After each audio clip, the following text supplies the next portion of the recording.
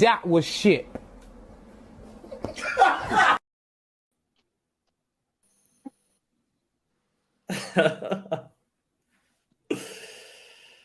Oh boy, oh boy. Welcome back. Been an interesting day of football.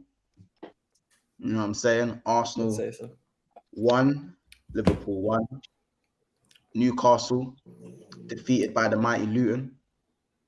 Spurs get their 3 points. Now 4 points off the top, 3 points behind Liverpool amidst their injuries.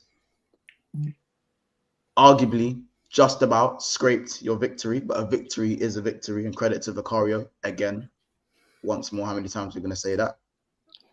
Manchester United. Oh, we'll get to you, man. We'll get to you, man. 2-0 to the West Ham. Mohamed Kudus' goal scoring continues. Jared Bowen only behind Salah and Haaland. And of course, Chelsea have to play tomorrow, and Man City, obviously, club World Cup champions, world champions. So credit to them as well. Man, them obviously. Do they play tomorrow? No, I swear Chelsea and Wolves are already playing. Chelsea play tomorrow. Chelsea play tomorrow. But listen, we're back. We're back in it. Liverpool versus Arsenal. Let's not even waste no time. Opinion. Before I go on my monologue, opinions, because obviously I've had to deal with a lot of comments. I've had to deal with a lot of, you know, fans who believe I have this untold hatred and there's no sense or logic to what I speak when I speak about Arsenal. I don't really know where to start, but one thing I will say is that big atmospheres in Arsenal. I don't know how long that's going to take them throughout the season, but it was a good game. I'm definitely not in the mud. Dode, I want to start with you. How did you feel like it went? I think the first 12 minutes when we were actually dominating the game, I thought, yeah, this is same as last season. We're going to dominate usually in the first half, end the game by the first half. But I think Liverpool realized that if they matched us when it comes to the style of football, they would have actually lost by a lot of goals. But then they thought, let's switch it up. Let's put Trent more central. Let's keep Salah as wide as possible. And let's try to do that as much as possible. So give the ball to Trent, give it to Salah, and see what he does against Zinchenko as many times as possible. And I think that's when the game turned. Liverpool knew, and I want to say one thing else. Liverpool, this is not conspiracy theory, okay? But the groundsmen must have had a couple of days off working on the pitch. That's all I want to say. They must have had 2 or 3 days off working on. I don't know, because I've never seen in my life that many amount of players slipping everywhere. It's like they were playing on an AstroTurf pitch. Like the pitch was so slippery. It's like every time we try to, do 3 or 4 passes together, the players are just slipping everywhere. So I think that must have been a great tactic from Klopp, telling the groundsmen, make it extra slippery because we're not going to match them when it comes to style of football. And yeah, it just got hectic. And we're so lucky that we went out with a draw in that game, because I don't know how Trent didn't manage to score that counter attack. And the ball bobbled, didn't it? It was the ground. He said the ground. Look at it in slow motion. The ball bobbled. Yeah, it did bobble. Well, yeah. So we got lucky with that. We got lucky with the handball, because 9 times out of 10, that's a penalty. And for us at that 1-1, I'll take it. If with that performance, with the chance Liverpool had, I'm taking that draw, and it keeps us top back-to-back seasons in Christmas time, being top. And we've gone away to Villa, gone away to Newcastle, gone away to Anfield, and we're top right now. So we couldn't have lost that game, because if we would have lost that game and Liverpool gone top, and then it would have just been one of those ones where we can't beat the big teams anymore away from home, especially Man City and Liverpool. So Man City win the league every season without beating Liverpool at Anfield. So it was less necessarily more about not losing than actually winning. I hear it. I think, to be fair, because obviously I didn't really speak to you personally too much before the game in terms of your predictions and stuff. But I believe Traps welcome Geordie, and Deji were there for many streams in the build-up to this. Could you guys name me a single Arsenal fan or username or tag who said that this game was going to be a draw or a Liverpool win? No, I said it with my chest that we're gonna go there and actually win the game. I said it with my chest. I'm not. That's not even, bro. That's not even towards you, because you know what it is. There's a lot of comments, and you know my phone's buzzing off right now, so I've left it over there quite heavily. But a lot of Arsenal fans are not ecstatic, but very traps happy. don't even look like traps. Sorry, very happy with the draw. Very happy with the draw. You know, we've gone to Anfield and we've come away from a draw. Now, if you take away the context, listen, I believe Pep's only won once at Anfield in the league. So, so anyone who takes a point from the never won once, a good result. Once, and the one time we did win at Anfield, we didn't win the league that season. Yeah, that was COVID year. COVID season. No, it was COVID season. It was you won the league. Yeah. So I said this to, I've just got back from the pantomime, yeah.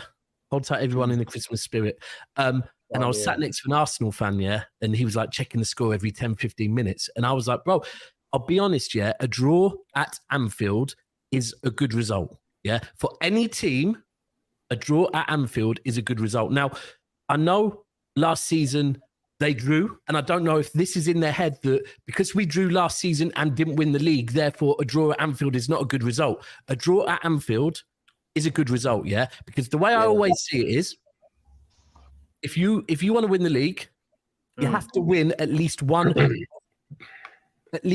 the two games against the teams you're in the rivalry with, yeah?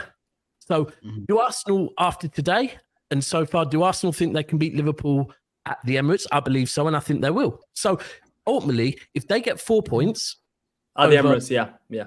If you get 4 points and Liverpool get 1 point out of your head-to-head, yeah, then so I think it's a good result, man. And the biggest positive I was going to say, no Mohamed Salah for the second game at the Emirates. Yeah, that is a big, because I'd say Darwin Núñez, Gakpo, I'd even say Diaz a little bit.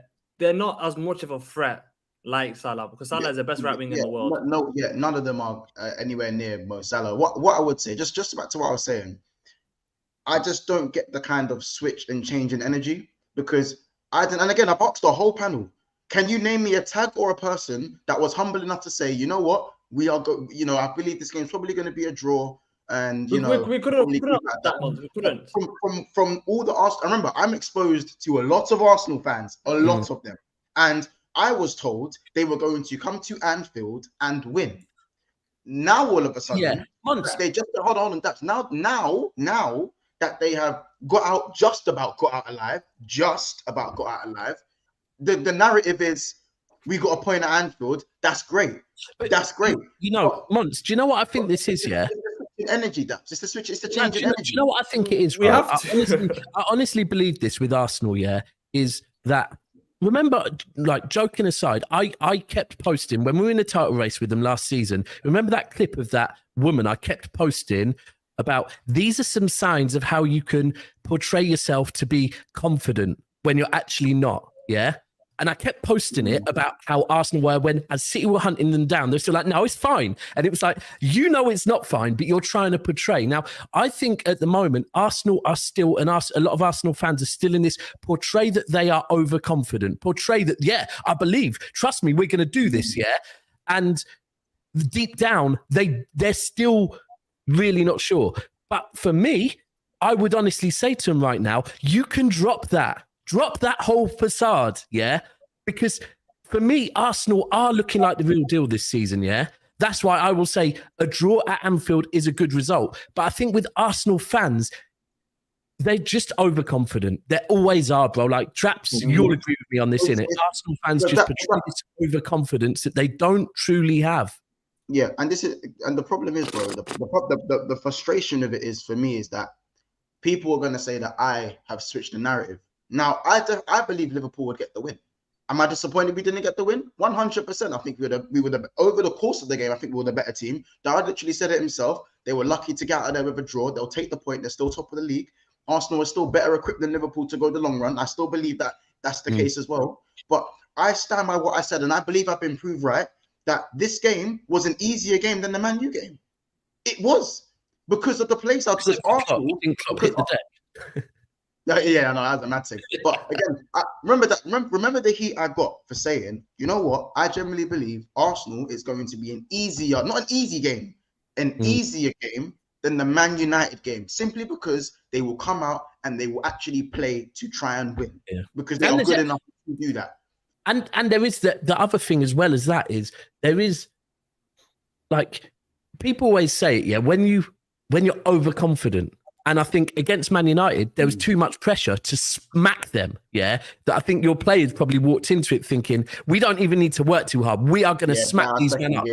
Whereas with today, you man knew this is a title race. This is an Arsenal team that are getting the job done. I'm not going to say are blowing people away, but are getting the job done. This is an important flipping game, right? And I think today, it's...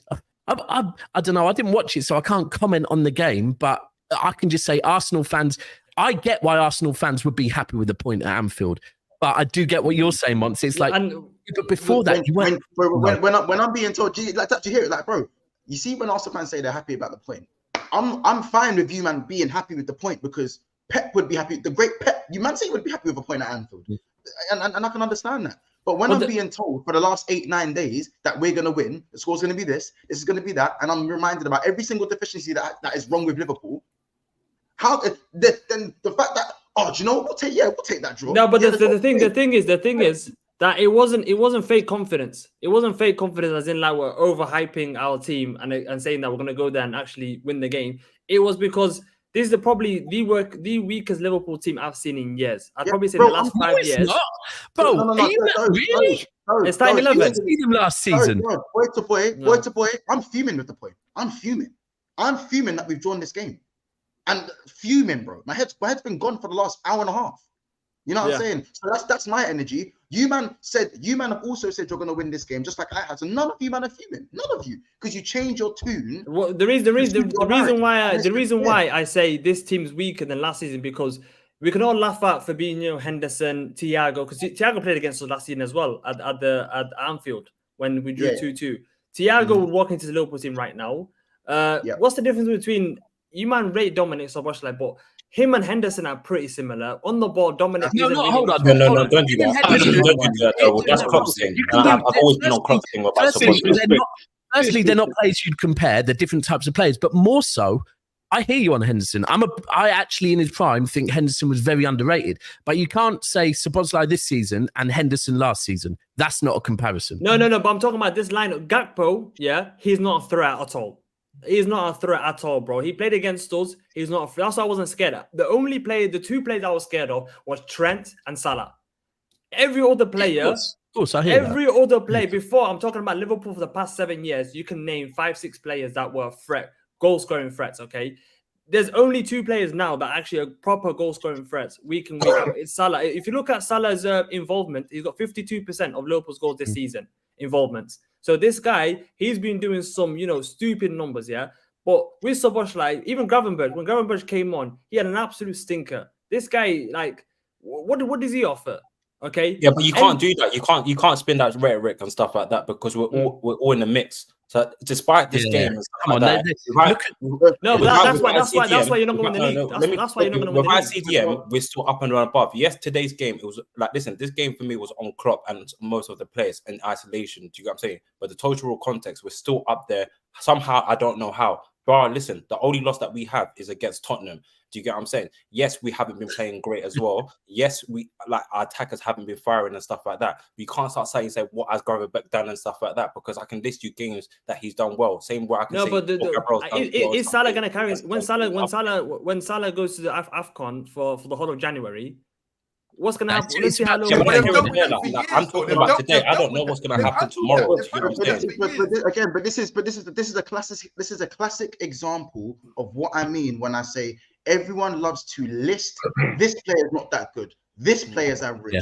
This isn't that great. All of these, everyone loves to list and our deficiencies, but we are 1 point behind the top, as Welcome said, and we just ran. And you were again very fortunate to leave this game with a point. So if we are so bad, why don't you just go and treat us like the team you say we are? And why has no one done that? Why have we only lost one game in the league, and the only game we've lost without a 6 was a game that we got robbed? Why? It's because you got Salah. No, but Duad, the thing is, right?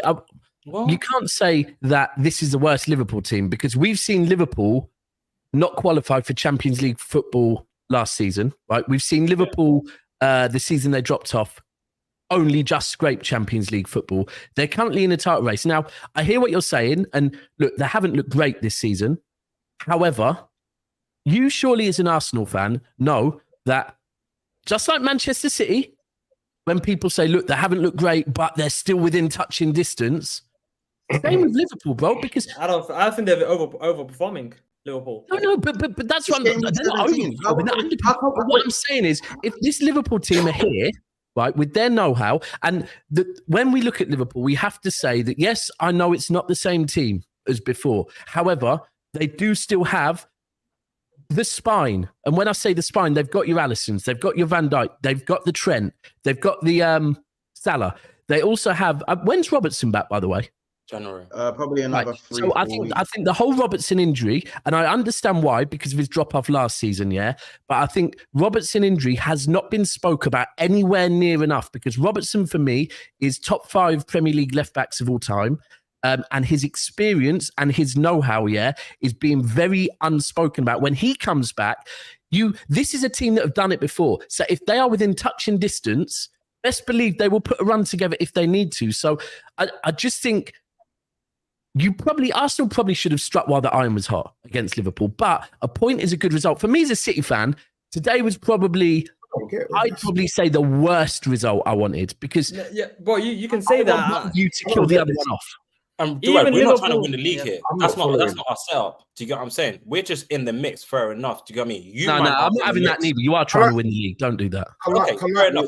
For that sort of context is what I say. Because today showed me, like, reason why you have Declan Rice. He was absolutely solid today. And if we had someone like a Declan Rice, then I'm saying maybe you're pushing that. Do you get what I'm saying? Okay, cool. We're in the mix and stuff like that. This is Liverpool. You can't say you don't want to win the league. You win to win the league. You get me to the end of the line. But someone like Declan Rice is absolutely needed in your team. Welcome. The thing is, I agree with you. I feel like at the start of the season, if anyone said Liverpool were going to be competing for the title, they would have laughed at us. You know what I'm saying? Like me, I would have been happy with top 4 and 1 or 2 trophies. That's what I would. Exactly. But again, just like Arsenal last season, their aim was top 4, and they found themselves top of Christmas. So just like how we're 1 point away from top of Christmas, objectives change. They do change. My objective now is to win the league, because look at where we are. Regardless if people think we're overperforming, I think that's a farce. It is game week 18. I think it's a bit past form now. It's game week 18, not game week 5. It's game week 18. So understand, we've only lost 1 game. And everyone today's performance, do you think you can win the league? Because today's performance is absolutely meaty. I said I want and expect to win the league. Do I think Liverpool will win the league? I can't say that because hold on, Deji wants to chime in here, Monts, because Deji thinks he can win the league. So you lost. I'm sorry, man. I'm gonna have to come with the neutral view. I've been listening to you guys for about 18 minutes, and I have to say I'm completely lost and confused. I don't know what I'm hearing. Let's be real, Monts. Liverpool haven't been that bad this season. You've lost 1 game. You lost to Spurs. Yeah. Apart from that, I was expecting Liverpool to win today's game. If Trent had just buried the thing and placed it instead of going for power, you win that game. Simple. So all this rhetoric around Arsenal should have won, people doing this, people doing that, that's a whole lot of cobblers for me. Liverpool look good. They look stable. Out of all the teams in the Prem right now, they're probably the most put together. So everyone shaking their bum for Arsenal violently. I don't get it. You could see on the pitch that Liverpool's team looked 30. They made a. I think when you brought on Núñez and all that looked a bit weird. Do you get me? That didn't work. But Gomez didn't. But Kai Havertz was lost in space. Do you get me? He was looking for the little robot somewhere. Hey, that Kai Havertz man, he didn't do jack forward 1 time. Do you get what I'm saying? So for me, you could tell he didn't pass forward 1 time. But this is what makes me laugh, though. He's going to have you man moving like this guy. Everything that he's done at this club, he's done nothing. Is what he's done at Chelsea. Yeah. Do you get what I'm saying? All this, Kai has arrived and all this nonsense. It's all nonsense, bro. Sorry to cut you, bro. Yeah, but you know what? That's crazy. That's crazy. When they brought in, that's when I say it. I'm hearing never a foul down. That's when I say I'm hearing down never a foul. Tearing down the Howe, you know. Listen, this brother's been holding us up for the last 2 weeks. I don't know what that's going on about. So for me, I just think it's just fair Actually, game. When they brought in Kitty Catty, we knew it was going to be long. Martinelli and Saka were trying to do their thing. The NK Arsenal didn't look all that, mate. I mean, that's why Arteta was happy with the draw. He was happy because they got away with it. So for me, this shit was shaking our bum for Arsenal. I didn't see anything special. Liverpool should have won that game, though. You should have won, but to say, for me, they should have won that game. For me, if you're saying that Arsenal, like Diode is saying that Arsenal are in a better position, you know, Jamie Redknapp made the point that they've got less points this season than last season. So he's not convinced. I'm not convinced that Arsenal. The Premier League, you know, the Premier League completely different. I never understand this whole point thing though, because if that's the stat that Arsenal have less points this now than they did this time last season, I saw something the other day that said City have like 1 point less than we did this time last season. All that point stuff. But if I'm being real, listen. I will say on both of them, I think Arsenal and Liverpool right now, are both performing to a level that is good enough to win the Premier League. Right. So I think. Trying to say either like Liverpool are looking better, Arsenal. I think both of them are looking like teams that predominantly are getting the jobs done. Everyone's having slip-ups this season, but I think both of them are looking pretty solid. And I think that probably is why today was a draw. And the only thing is that now you've got to go to the Emirates. And I think that plays in Arsenal's favour because you have to go to the Emirates. And can Liverpool get something at the Emirates when it really fucking counts? I don't know. Yeah, I hear what you're saying, but basically what you're saying, Dax, is Liverpool and Arsenal look like they're going in for a title challenge. Yeah, fully. Both of them do. So do three other teams you haven't mentioned. Who? Well, we're talking about that game, bro. Don't you dare mention Tottenham. What I'm saying is, so if you want me to break down, the reason why I'm doing that is because last season Arsenal were in a title race, and they're currently second. Are Arsenal second now? First. Arsenal first now, I believe. By the first season's first, yeah. Right. They're looking better than last season. Liverpool, everyone knows my view on Liverpool. Liverpool have been there, done that under this manager, this group of players with a few changes. So, of course, I'm going to talk on them. Villa have no know-how, but are blowing people away at the moment. Last night showed a lot of gut to come from that and do that. Tottenham got robbed yesterday, man. They got robbed yesterday. Yeah, they got robbed yesterday. And City is in it, but we're not talking on that. At the moment, for me, I'm not even putting my club in it. At the moment, my club needs to do what we need to do to get back in conversations. At the moment, I'm saying Liverpool, Arsenal are getting the job done. Yeah, but the football ain't nice though. That's what I'm saying. I hear that in context, like overall, okay, against Crystal Palace, you come from behind, or Fulham, you come from behind. I'm talking about football. When I'm watching the football, we're not so gun-ho like as we was before, like trying to frighten teams. Like we played West Ham 1-5-1, then we go to Arsenal. You think you can bring that momentum to these type of games, but we didn't do that. The whole midfield was disjointed. You're better than this. No, but I know, but you're better than this to compare. You're better than this to compare a midweek Carabao Cup game, and the result in that. No, but they carry that momentum. It's a complete. That don't carry momentum. You don't carry momentum from Carabao Cup into league games. By the West Ham game, we haven't been playing that well. Our attackers haven't been scoring. Our midfield looks jointed. I'm just going by what I see, and sometimes these little things doesn't seem too convincing. That's what I'm talking about. So could you do that consistently? That's my worry, because we didn't look good. Even though we want to get Sheffield United 2-0, we didn't look that great. 4-3 against Fulham. Yes, Kelleher, different context of games and stuff like that. But over time, you start thinking, Nunes ain't bagging. Oh, what? Gakpo ain't bagging. Oh, you must be used to that. Jota, we miss Jota. I can't lie. I do miss Jota. And you're right. You talk about Andrew Robertson, who's got injuries, but I'm not going on that injuries rhetoric. I'm talking about what I'm seeing, and I just don't feel as convinced. Today, let's not get it twisted. We had good moments, but we let ourselves down. Not Arsenal. Arsenal, yes, we was able to nullify Arsenal, but what did we do when it came to end product? Our counter-attack. We played Everton a couple of weeks ago. Same thing again. We fluffed our lines. Yes, we did score from our counters at the end, but nevertheless, we counter-attack teams, but we've always fluffed our lines, overhit passes. So guys like obviously running across the byline, like not looking up to see where the next man is. Nunes is running offside. When I see these things, I'm thinking, what's going on here, bro? So that's what I'm saying. What are you saying? You're riding your luck then? Is that what you're saying? Do you know what it is? When you watch a couple games, I start thinking, I take a step back and I'm like, yes, we're getting results. I hear that. But I'm thinking, bro, I don't feel as convinced. Do you know why what happens when Liverpool convinces me? I know when our attackers are good, but this is not really convincing me. You remember the time of season it is. Do you know what I honestly think at the moment? If I'm looking at let's put City in the mixer. We can put Tottenham in the mixer. We can put Arsenal in the mixer. We can put pretty much everyone up there. For me at the moment, I'll be real. Arsenal, Declan Rice injury or a Saliba injury, massive concerns there. Yeah. Keep them two fit. People say they're not scoring enough goals, but keep them two fit. They're there. Yeah? Same with Liverpool. We have to be real. A Salah injury, fuck me, worrying times. Yeah. A Trent injury, worrying times, right? And maybe even a Van Dijk injury. Then you move on to City. Rodri yesterday pulled up. By the looks of the way he ran on to celebrate, he's good.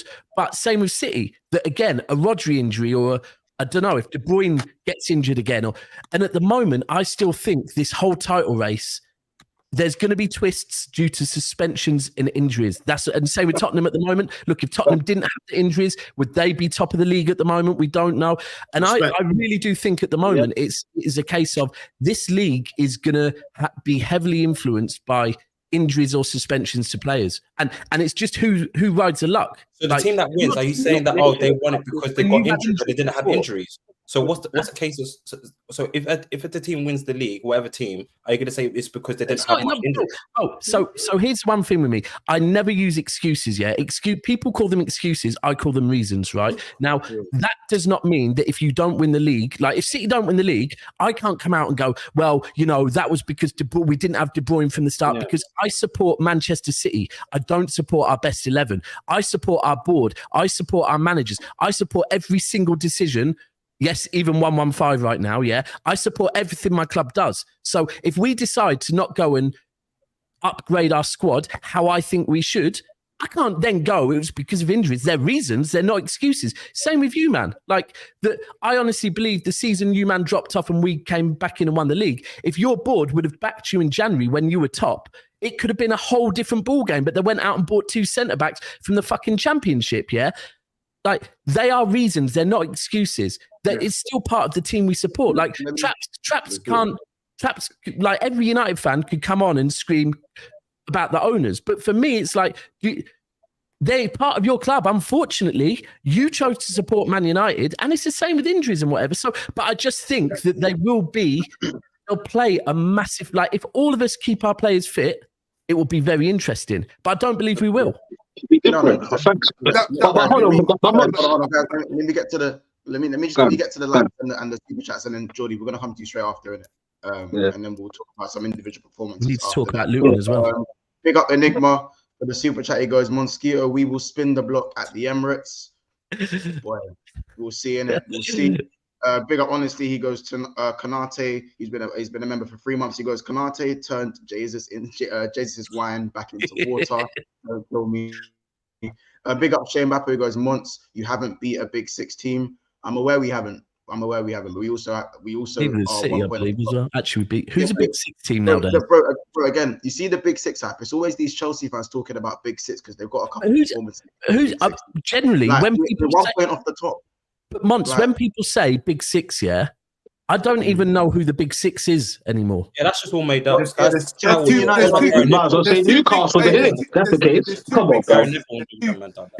big 6s now. Yeah, real talk. There's big 6 and big 6 legacy. There's old 6. There's big 6 legacy and big 6. Yeah, that's what I'm saying. So again, how about this? 12. Is that big 12 now? How about this?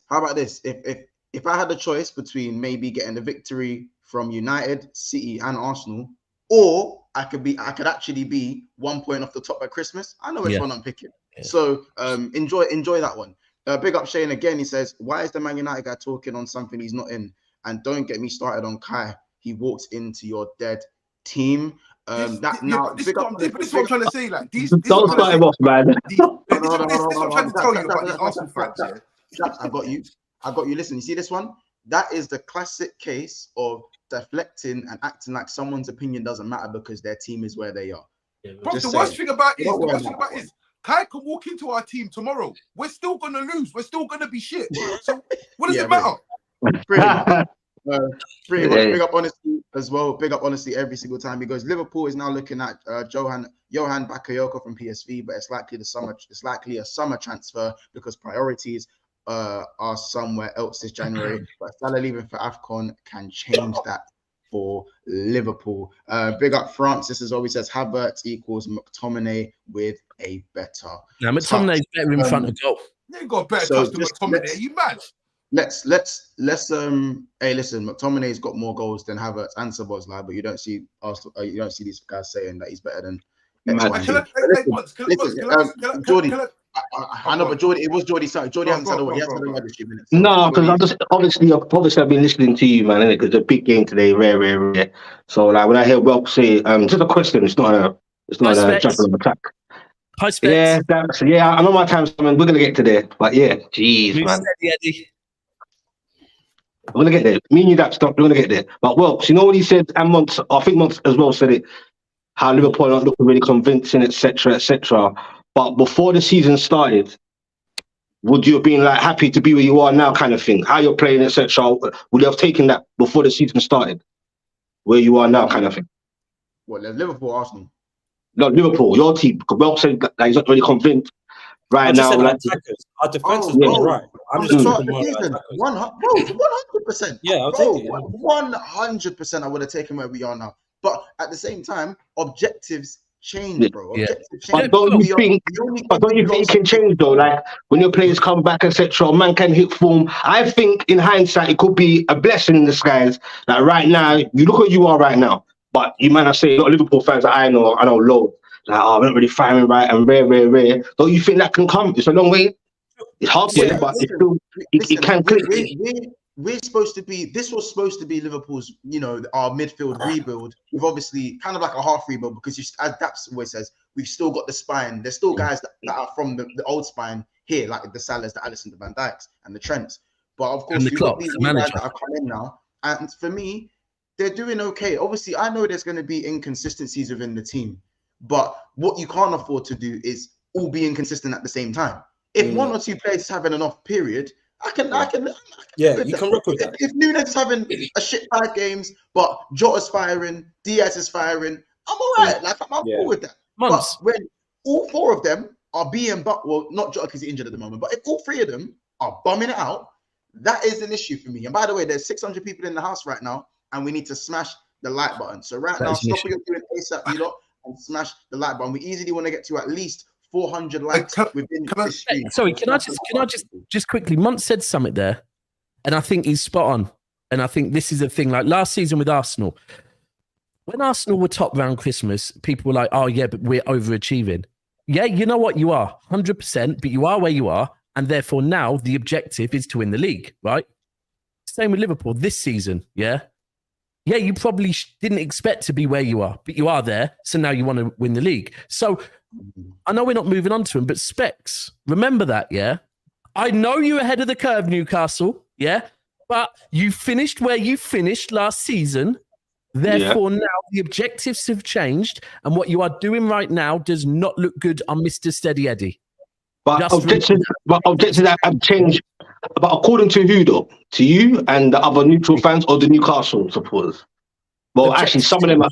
Actually, to be honest, it's getting kind of tricky between the Newcastle fans at the moment. I'm seeing a lot of Eddie out and this and that, and it's like raw, and people are supporting that. I'm like, but that's not good because to me, ultimately, whether it be me, doesn't matter. Who am I, right? Whether it be many other people, don't matter. Who it matters to is your board, bro. Now, and your board saw what happened last season, so their expectations have changed, right? Now, you are right. As long as the fans stay on Eddie's side, the board will probably ride with him. If your fans start switching on Eddie as well, yeah, the board will listen to the fans and be like, oh, well, actually, yeah, we think we're kind of a bit underachieving now.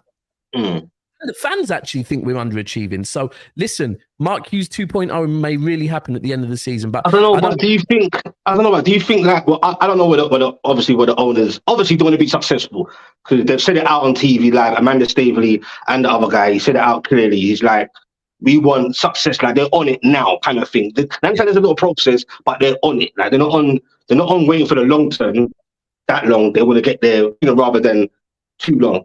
But I just feel like you said like the owners may have seen last season. I thought, I'm not sure. Are owners that naive to think, oh wow, we've got there, so we should be getting there again? Do you get what I'm saying? But I really don't think they actually believe. I believe they've got a nice taste for it, and once they're there, it's in them now. Like, yo, this is it. But realistically, they must think they must know they've overachieved a bit. Amanda Stabley and who they said, within 5 years we want to be playing in the Champions League, bruv. In the same season she said that we're in the Champions League. Specs, So, listen, Specs, bro. You know that Eddie Howe's not their guy. They've been waiting to bring in Unai Emery first. That's who they wanted first. Like a Unai. The problem is Eddie Howe overachieved. He's doing what he wasn't supposed to do. They wanted to get him out straight away. Then my man got you guys Champions League football, got you man sourcing, got you man talking about Newcastle with hardly spending any real P. So at the moment, they're stuck between a rock and a hard place because they don't like Eddie, but they need a reason to get him gone. So if for whatever reason you man are going and look, he's got injuries to contend with. So if anyone's talking about Eddie losing his job, it's madness because you guys have the most injuries in the league. But then your board have been waiting for this opportunity. They're licking their lips.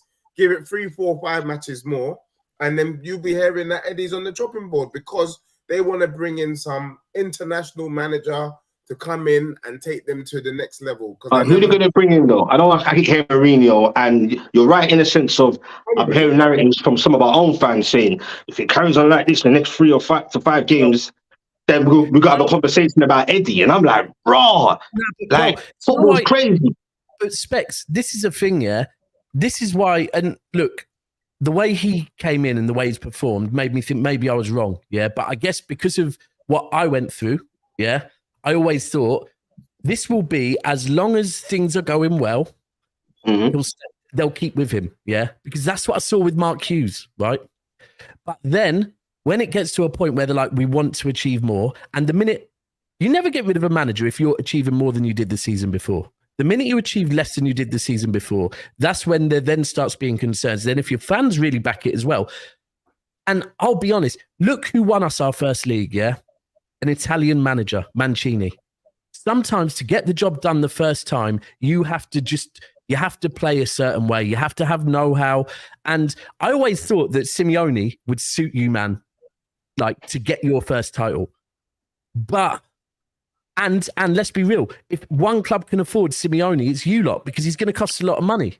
And if Mourinho's there, they probably might go with Mourinho over Simeone. But I think Simeone would be a great match for you lot. Your fans wouldn't like him because the football's going to be a bit completely different. Yeah. But listen, would you do that to get a trophy? And he'll connect with your fan base as well. He will, because he's quite a passionate guy. So, but listen, I know I moved it on to Newcastle there, where we were still talking about Liverpool and Arsenal. Yeah, one question: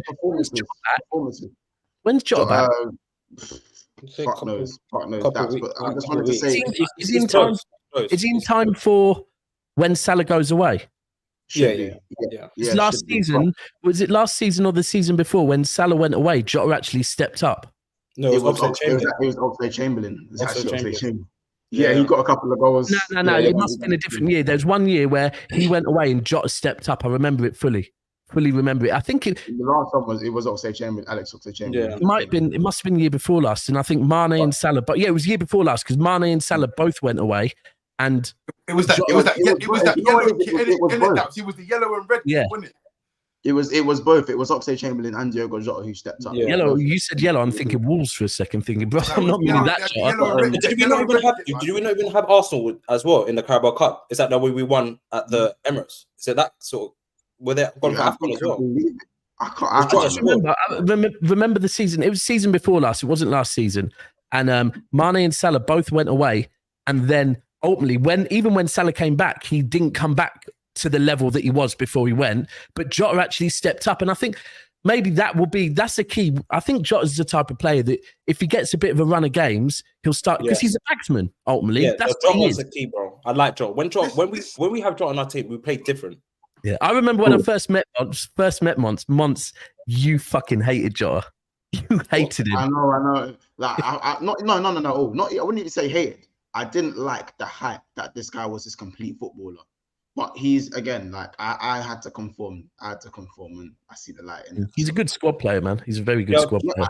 He's probably good enough to start at this moment. Just but guys, what we haven't spoken about actually is in-game performance. Yeah. Oh, you would love doing that YouTube video, There's analytical breakdown. There's a few players that definitely need to be spoken about this game. One of them is called William Saliba. One of them is called Ibrahima Konate. And another one is called Declan Rice. Centre backs. And another one is called Wataru Endo, who shocked me, for one, if we're talking Endo. I think in terms of who was the best out of all of them, I guess we'll probably sit here and be here all day. You guys, I want to know kind of who were your stand-up performers. But for me, Konate and William Saliba stole the show in terms of centre-backs. Both of them were absolutely brilliant. Saliba was probably more calm and collected, whereas Konate was more of a bully. And that's positive for France, isn't it? Positive for France. Like, France are eating so good, man. And what you just described that as well, Mons. What you just said there is the perfect partnership. One that's calm and composed, and one that's a bully. Yeah, like if you think about it, that's Van Dijk. That's Vidic Ferdinand. Yeah, Vidic Ferdinand. There you go. So I want to see something in the chat, guys. If you had to, who was better? Do you guys think was better, Konate or Saliba? Just put one name, and then we'll. I had Zinchenko. I had Stinker. Yeah, Stinker. A few of my Arsenal mates were going in on him, like one proper who's been against him from like proper going in on him. Ones who's saying no, he plays his role. I think people just need to remember he's a midfielder in it. Like this is where I always didn't like when we had Zinchenko and Cancelo. Because by the way, I think Zinchenko is better defensively than Cancelo, right? Defensively, yeah. But ultimately, that is what they are. Now, I think it's a bit naive maybe to play Zinchenko against Salah. That's just it's like risky business, man. Because but the reason why we play Zinchenko because we've got Tomiyasu, Timber, both of them that can play left back. That's the main reason why we brought Timber in the summer. Because these kind of games, especially against Man City, remember in the Community Shield when Timber played left back and he did really well at left back. What are they both injured then? They're both injured. Yeah, I think Timber's coming back in 2 months' time. And Tomiyasu's got like a weak calf. His calf's fully messed up, so he can't pull run of games together. But I think this game really showed how two teams with two top centre backs, so with Van Dijk and obviously Konate and Saliba and Gabriel. Gabriel's this guy. He hasn't had any mistakes in him this season, hardly anything. He's had the whole left side where Saliba he had Ben White with him on that right hand side where they're both comfortable with the ball, but with Zinchenko exposing him a lot. Gabriel, he's had to do a lot of work. People are saying Konate had to play right back and centre back. Gabriel literally had to play left back and centre back as well, where Zinchenko was a lot worse as well. And Zinchenko, defensively, you say he's better than Cancelo, but in all the big games, like this guy, he cost us last season against Liverpool. I hear you, but I saw when he got nutmegged. As well, bro. I hear you. I've seen it with Cancelo. Look, I'm just saying, like that's not. We have to remember Zinchenko is a central midfielder, right? So. Anyone like that is his role. Yeah, Pep played him there and he's got a bit better, but he's not a left back. Yeah, that's why games where you want to control the midfield, the guy can invert and play there and do a great job. But he will always be a risk defensively. Well, like, he does get dropped in. He does get dropped in games. Right? Yeah, you're right. Yeah. In terms of another good performance as well, Declan Rice. Once again, very accomplished. Didn't really put much of a foot wrong in the game. I think he was just phenomenal. He was helping another one as well. I think because Declan Rice is always going to perform to that high level, and I think we all need to just kind of conform to that. But another one again as well is Wataru Endo. For me, again, and for him, the bar's very low for me for him. So if Wataru Endo does the simple things,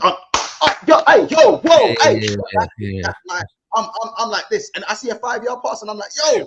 That's but was he breaking up play well as well? Today he was moving like Fabinho. He was good today, man.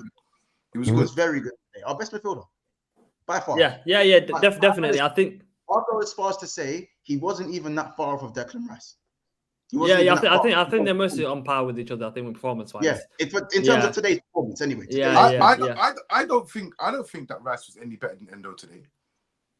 Yeah. I'd say so, but with Declan Rice is the consistency. I remember Deji comparing him to Yves Bissouma back in a couple of months ago. I think that conversation's gone now. Yeah. I think Declan Rice is getting closer to that Rodri level when it comes to consistency week in, week out. And £105 million is a bargain now for him. We could give West Ham an extra £20 million. It's a bargain, yeah. A bargain. When you look at for real, right? I said when I wanted Rice at City, yeah. I think that one I'm being fair. That one the key will be at the end of the season, yeah. If you win the league, Declan Rice is worth every fucking penny you paid for him, right? Because ultimately, look, when Liverpool went and got Van Dijk and Alisson, they were the missing pieces, right? You have gone and got him. He's come in. And like you said, it's the consistency that's key. Yeah, it is the consistency. And I do believe, I ain't got cameras on your dressing room, but I think the guy around the squad is probably very important on that level as well. I mean, look, on the Rodri thing, this season, Rodri, it's not really like Rodri has not been Rodri levels this season. Yeah, and he's had suspensions and whatever else. The consistency thing, when you're saying he's nearly getting to Rodri levels of consistency, brother, Rodri's like 3 years deep in this consistency thing. So, but you can see in Rice where he's had to go to that one big club. You can say this guy.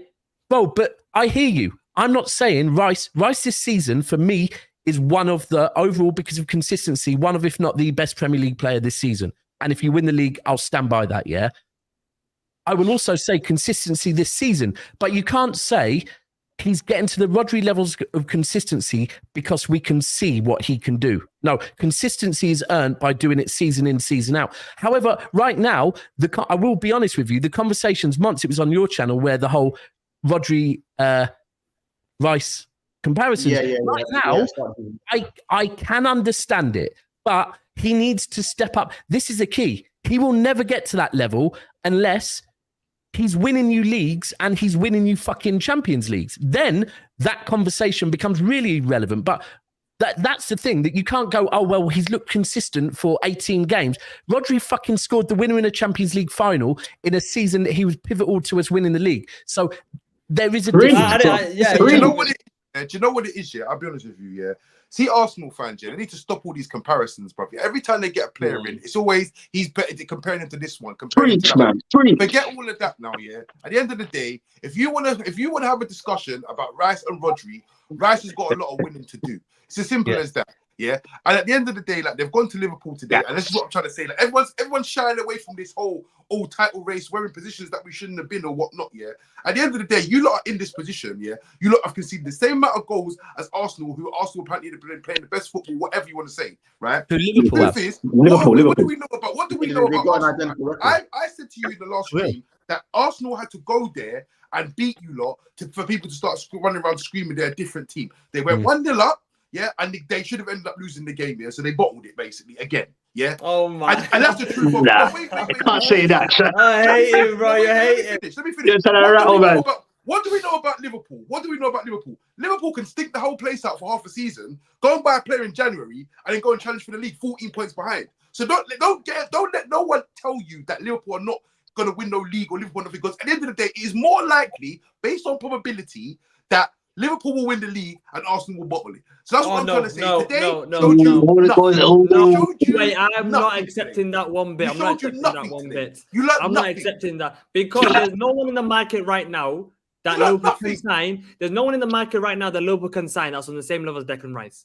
No one, there's no player in the market right now that Liverpool can sign. No, there's people, to be fair, there's people that could come in that have got experience of winning leagues and winning Champions Leagues. Liverpool are looking at signing Paulinho. That's the market. But then you said there's no one in the market. There are people in the market that could potentially bring more know-how and experience than Rice. Now, again, I will keep waxing lyrical about Rice. Wait, I'm so sorry. I'm so sorry to interrupt you. No, don't be sorry. Interrupt me. What experience with Rice do we keep talking about? He saw a Champions League football 2 months ago for the first time and was in awe. He looked at it like this. So what experience are we talking about? Like, they don't say it in JD Sports. They sell that. What know-how are we talking about here? What's the know-how? Sorry, do you know when you look at certain players, but when you look at certain players, you think these players have taken you to that next level. When you look at Declan Rice, you man have all been waiting. I can see in your eyes. All of you, man, have been waiting for the Declan Rice howlers, okay? It hasn't come yet. 18 games in, yeah. And Man United, he was man of the match. Against, even when we lost against Newcastle away, Specs, you can remember that game. Declan Rice was still bossing that midfield. But He was quality in that midfield. He had a good game. He had a good game. He had a good game. Man City, he dominated that midfield at home. And what you're doing here is you're saying, yeah, that we can talk about know-how, but then again, you're saying, but we can go to eye test of what we've seen so far. Yeah, I agree with you, bro. Let me be very clear. Experience? Okay, I'll give you a good example. What experience did Erling Haaland know about winning titles before he went to Man City? You know experience, but you knew when you bought no. But what you knew when you bought Erling Haaland, he's gonna win the title. For us, when we bought Declan Rice, yeah. I wish I had a clue. What you're saying right now, last season, and by the way, listen, I've said, I'm waxing lyrical on Rice. I'm telling you, if you win the league at the end of the season, he's worth every penny. And in the summer, probably on a show with you, I said he looks like he could be the difference. Yeah. However, what you're doing right now is you're downplaying the know-how and the experience and going with just what you've seen. Now, if I could get a clip of you between August and February last season, I guarantee you would have said exactly the same thing about multiple players in your squad last season. All I'm saying is it's great to have that between August. What I need to see from Rice now is when it's key games, when you're playing City at the Etihad in April or whenever it is, yeah, and it is a big fucking game. Let's see if Rice can do it. Now, I'm not saying he can't, but I'm saying that is where you talk about leaders that fucking have changed your club. Go down do you know another thing as well? Dapshay. You see, like this season, yeah, you hear these things like, don't get me wrong, Declan Rice is a quality player. No one is disputing that. That is that without a shadow of a doubt, he's been quality for years, right? But what I've heard this season, yeah, is things like, oh, we still need a striker, and things like, oh, we still we could have done with Xhaka for another year. So if your fans genuinely believe that you lot have gone to a different level, this will not be getting mentioned. These kind of things will not be getting mentioned. I still think, for me, the striker situation is a problem for you lot to go and win this league. It's a problem, and until you address that, for me, I just don't think you're going to do it. And it's just an opinion. It's not a fact. It's just an opinion. I just think until you address the strike situation, it can't. I don't think we're done. I'm not. The mad thing is, I'm not hearing that. I'm fully not hearing that. I'm hearing that, like, my opinion is Arsenal can win the league this season based on as long as they keep Saliba and as long as they keep Rice fit. Of course, listen, if you have 8 injuries to other players, that will impact you. But they're the key ones. Look, you don't. Having, like, Haaland has changed this whole thing that you have to have a player that's scoring X number of goals. You have to go and look. City won the league, yeah, with Aguero being injured a lot and, like, having everyone else get 15 goals each, yeah? So it's just, I think Arsenal can win it. I don't think a striker is essential. And I don't think they're going to be getting one in January because Arsenal's next striker is going to be a big fucking deal because it's going to be to take them to the next. I think we're not going to do a Man United where we're buying a short-term striker and then in the space of 12 months we're going to need to replace that striker. I think if someone like Osimhen isn't, but it's true. How many times do Man United make short-term signings? I think you'll get him in the summer, but I think we'll wait until the summer. Did he just sign a new deal though? Yeah, but he signed a new deal. It's a bit like when Jack Grealish signed his. Remember when Grealish signed his new deal at Villa to guarantee them? Yeah. Like, basically, and what people say about Bernardo Silva, when people sign listen, bro, my man got racially abused. He's leaving that club, innit? Yeah. But he's signed a deal that basically means 130, club's happy, I'm happy, we go our separate ways. So yeah. But I think you don't need a striker. Today's game was evident that you needed a striker. It's not first on the list.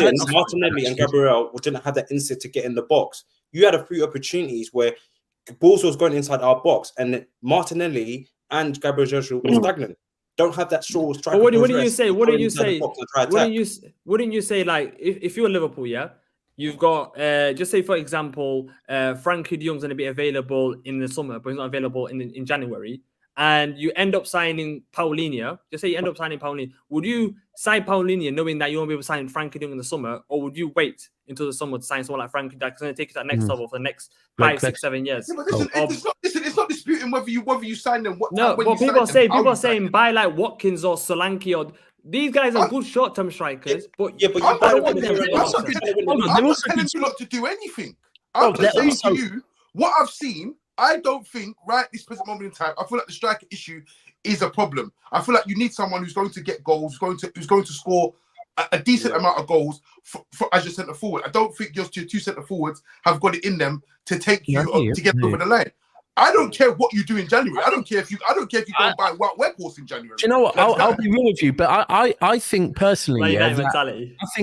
I think the league can be won without having a gunman. Right? I really do think it can be. Like, look at where they are at the moment. Yeah, they are where they are. But the Champions League, I know you man think you can really do something in that. For me, you really need a gunman in the Champions League because there will be them games because it could be Gabriel Jesus is doing numbers in the Champions League. Okay, bro. That might be his competition. Listen, I said the same about us for years, and I was wrong. So 4 goals in 5 games by Gabriel Jesus. He might. Listen. Oi, Mr. fucking clean sheets in the chat in the Premier League. Traps, I'm speaking about your gunman, yeah? Look at the numbers of goals he scored in the Champions League. Where did that get them? Hey, but we're a completely different ball game. Don't get me started on us. We must.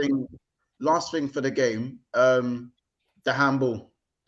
So in the chat, I want you guys to put handball or no handball, or penalty or no penalty. If you guys are lazy. Who was it for months? We're gonna put anyway. For the Odegaard handball shout. It's a handball another day, man. Anyone not think it's handball? What do you man? Is that the only bad decision, by the way?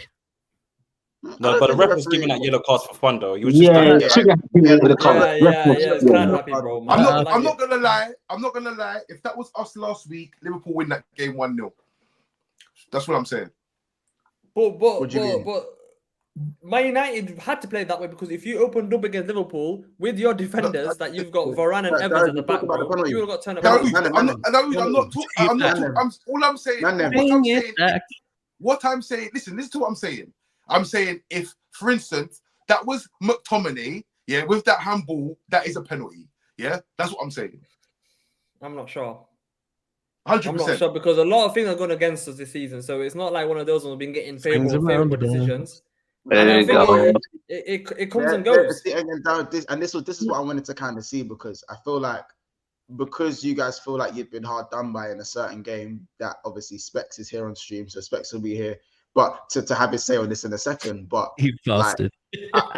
I know that if that handball, let's say Konate done that and he kind of slipped and he swiped at the ball, and he cut the ball because, bro, let's be honest, Odegaard cut that ball like it was a D cut, bro. Let's be honest, bro. Well, sometimes it's always the right player that does it. If it's the right player that does it, it's fine. If it was a Liverpool player that done that in this game, this penultimate game, with again. You'll be going sick, bro. You man would be moving mad. I'd hear that it is a disgrace. It's a disgrace. You guys would be. Come on, man. Let's. You know what? One thing I was thinking earlier, yeah, like I saw it at Old Trafford last season, and I'm going to be real. It probably happens at the Etihad, or maybe people will disagree because we've got no fans and it's quiet, so maybe it doesn't happen there. But I do believe sometimes refs, get nervous. English refs get nervous. They hear the noise, so they hear Anfield. Like last season, that United decision at Old Trafford, they definitely heard Old Trafford and thought, fucking hell, I do not want to piss these men off. That's why I fully would love to see European or even worldwide quality referees in the Premier League. Because quite frankly, they don't have agendas, they don't care about the fan base, they don't care about the noise, and they're arrogant, but I sometimes feel European referees can be arrogant and it's fine. Because do you know what? A level of arrogance, like Mayweather's arrogant, but he's allowed to be. They can be too arrogant at times as well, Daps. I think all refs are off now. They stick by what they believe. They never give in to peer pressure, They stick with what they believe. But they also earn their arrogance, whereas our referees, they're arrogant for being bums, and that's just annoying. Like, but does anyone think it wasn't a penalty? It's a big penalty, bro. 50-50. But if devil's advocate, does it not look like Odegaard slips? If I'm being a devil's advocate, that's why I said it 50-50. Do you know why I say 50-50 low key? Is because everyone was slipping today. In the games, everyone was slipping about. So they must have thought you know, the guy is slipping. He's leaning down. He's not trying to, you know, save the ball and not trying to thingy. He slipped and he's like his body motion went that way. So it's like that was early in the game. Yeah, as well. but slip or no slip, Salah slipped to the middle of the pitch and he got yellow card for that. I think yeah, you get what I'm saying? So where's the consistency here? Like, oh, you slipped, it's not a penalty. Don't worry about it. Oh, do you know what? It's so hard because it's tricky though. I'm not gonna lie, but that was a penalty. Right, so I remember my view on hand positions, yeah, is like if you're trying to put your hands behind your back, yeah, you're not trying to make your body bigger. You're trying to get your hands. And like I always remember against Liverpool a few years ago, Trent's hands were behind his back and he pulled them out from behind his back and a handball wasn't given. I'm like, I'm confused because he made himself bigger. On that one, it looks like Odegaard's hand goes towards the ball, right? But it's one of them ones where people get up now, wherever you are, if you're in your lounge, anyone on this stream, jump, do it now. Jump up, yeah, fall over and try and keep your hands in the same position. Man, it's really going to do it as well. Yeah, it's impossible. You won't get, and that's the thing that, yeah, his hand does actually do that. But you know what? If you feel you're about to hit the floor, your body naturally goes, oh, break your fall. So it kind of stopped the ball in motion though. Like it's not like do you get what I'm saying? Let me say, obviously, let me say one thing. I understand why some people would say, oh, okay, he slipped. Remember, no handball is intentional. That's why I never got the intentional. No handball is ever intentional. William Saliba was actually asked after the game, do you think it was, he was asked, do you think it was a penalty? He goes, well, of course it was a penalty. He said, of course it was a penalty. You know what it is? This is the thing. No, translation. This is all we want, That's right? not translation. Watch it. You want me to send it to you? I remember Translation. when the rules for this season came out, yeah? And I went through them all. You want me to send it to you? All we want as far as rules, yeah? I always use this good example that a life coach taught me that to get the perfect answer, you have to ask the perfect question, yeah? Now, usually questions that are 1 or 0, yes or no, they're perfect questions because and that's all we need as football fans to accept, yeah? But what the rules always do is leave it to interpretation, right? And I get what they're trying to do because sometimes it doesn't work in your, like, interpretation is good, but ultimately it also then means there will always be different answers. Subjective, objective, and all that. And then what makes it worse is that then a decision one week, someone will see one way, and then the next week it'll be the same thing. They see it the other way. Now, that's the problem. If they make it black and white, yeah, yes, sometimes you'll go, oh, but in my opinion, that's your opinion. That's not fact, right? If they make it black and white, it will be ultimately touch your hand, it's a handball. The end, yeah? The end. It's fucked, it's wrong, but if we don't want these conversations, but here's the key. To the older people like me, there's always fucking been conversations in football.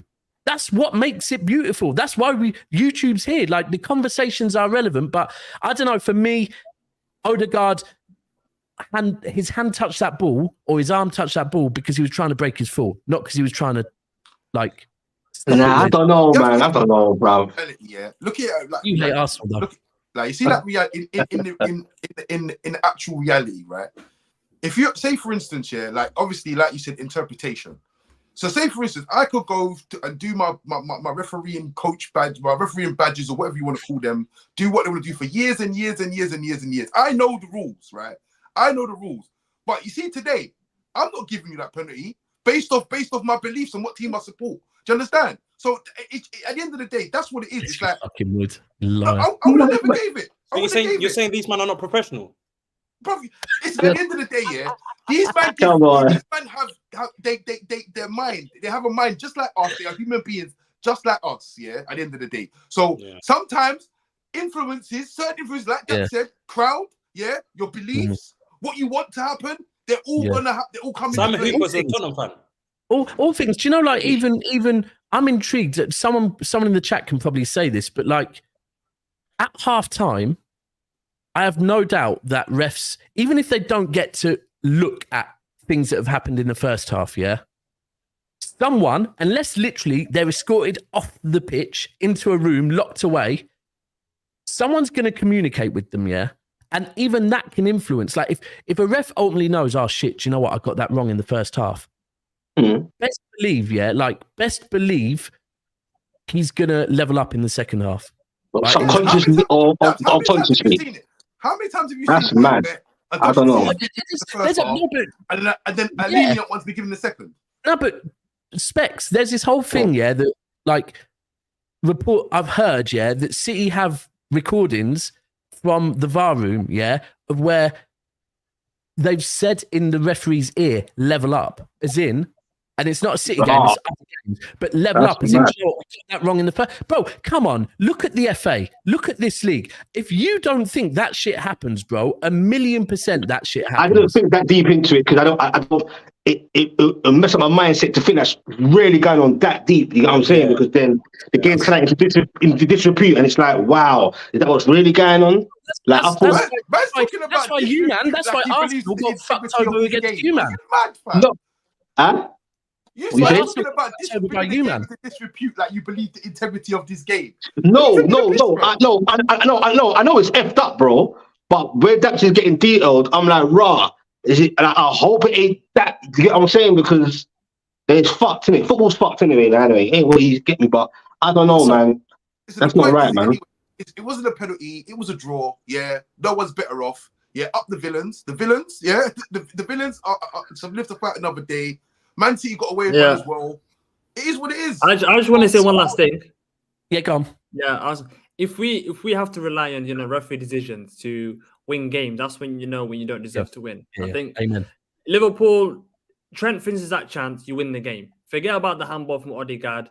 Bury that chance, you win the game 2-1. And I don't think we'll come back from a 2-1 lead from Liverpool. I think Liverpool, they have to look at themselves and look at in the final third. There were so many times they had a great counter attacks. When Darwin Núñez came on, the final pass from Darwin Núñez was poor.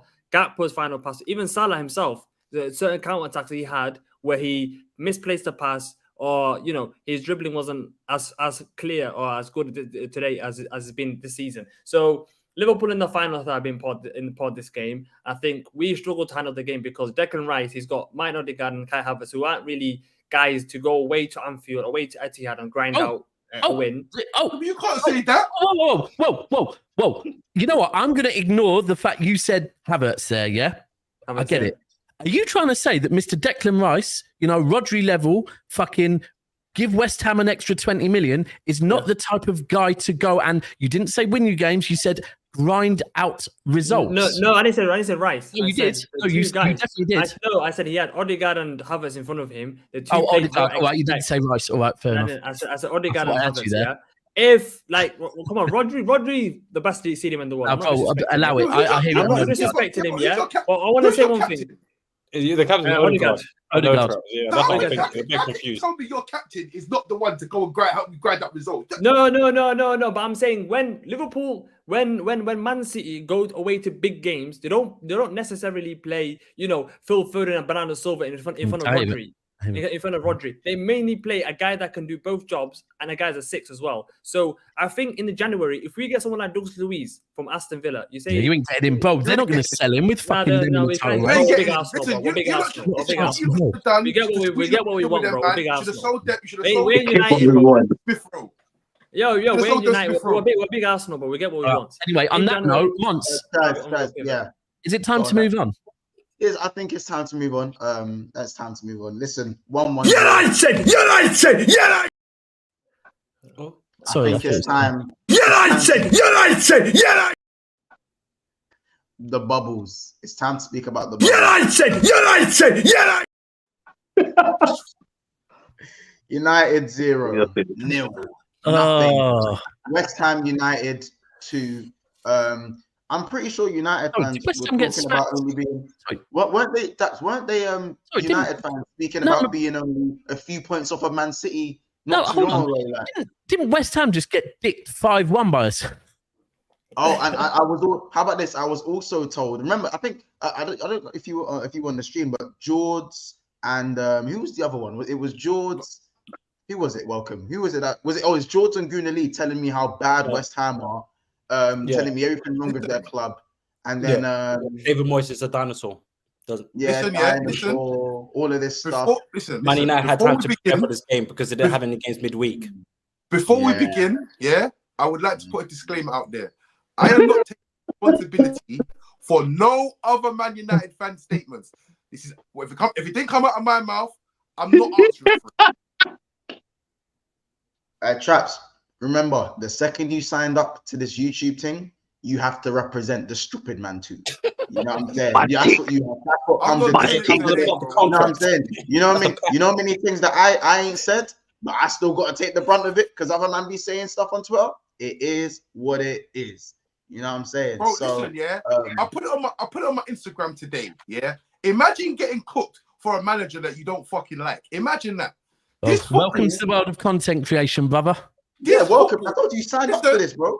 Yeah. This football, is making little children cry on the terraces. They are crying. They're fucking crying. Let's be real. This is a thing. Yes, you're the biggest club in the world.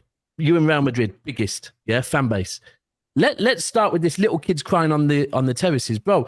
The way United are now, like you need to realize little kids aren't supporting you no more, bro. Like they are not. Yeah. They want to be Spider-Man, Batman. They don't want to be the fucking Penguin, bro. They are not fucking supporting Man United no more. Like, bro, I'm not gonna lie. I had a lie. Sorry, I work in a school. I've got 4 Man City fans, no Man United fan. I only got 1 Man United fan, only because his pups supports Man United. But he hasn't even sniffed a trophy. Yeah. But I've got 4 Man City fans, and in the UK, in London, 4 City fans in London. This is how it works, right? That ultimately you support a team either 1 because of where you're from, 2 because of your dad, or 3 because do you know what? Your dad's not that bothered. And you just like a team that you've seen, like you watch a team, and ultimately, yes. Now there are a lot of City fans that will see City winning everything. Yeah, I want to support the team that are the best. Yeah, that's how it.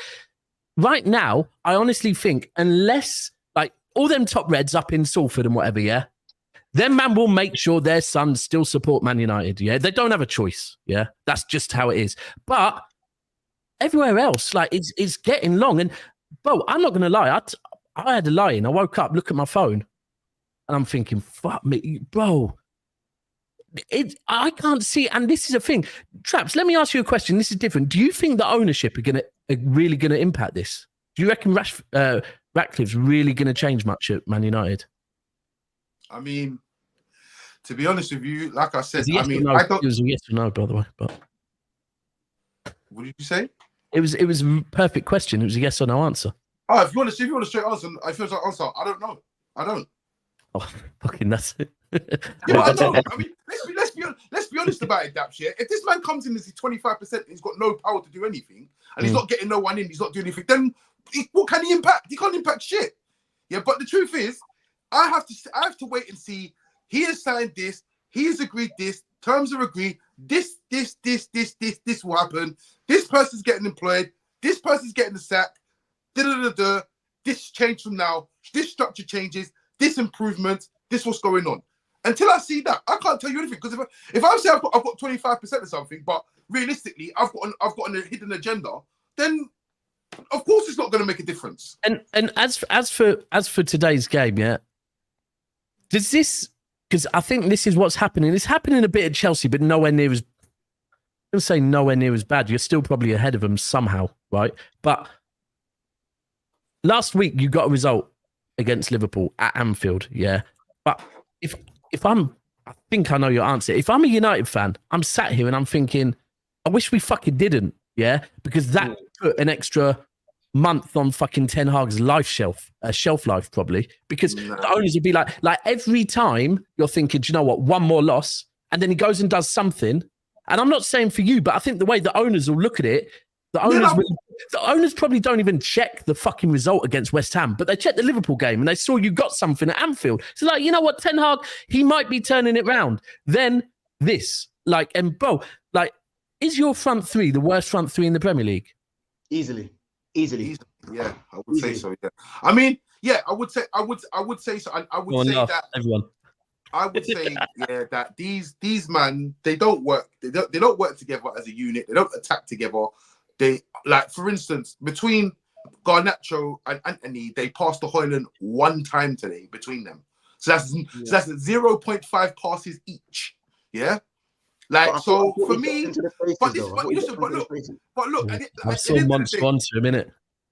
Listen, bro, I've been on to Højlund since game week, like since he was 0-4. I was saying, bro, like, what's man like? Because there was all this. Remember that. This is what people seem to forget. Before Højlund stepped in, remember Højlund came in. I think it was game week 3 or 4, right? In fact, it was the Arsenal game. He came on the Arsenal game and he moved up Gabriel. Remember that game, yeah? And people were saying, you know what?